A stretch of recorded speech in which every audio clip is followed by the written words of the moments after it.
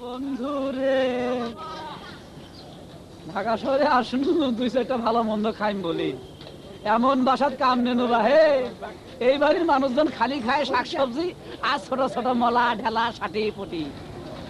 মনটা চায় এখন দুই চোখ যেদিকে যায় চলে যায়। কাল কথা কোন স্যার? আল্লাহ, এবার আমার কথা শুনি ফেলাইছে। আমার কপালের সঙ্গে কথা কই ভাই, কপালের সাথে। তা কদুর শাক কত করে আটি? 10 টাকা আটি স্যার, 10 টাকা। কত করে? 10 টাকা। 10 টাকা আটি? জি স্যার। তাহলে পাটা শাক কত করি? 5 টাকা স্যার, 5 টাকা। তাজা শাক স্যার, তাজা শাক নেন। তাজা লাগবে না।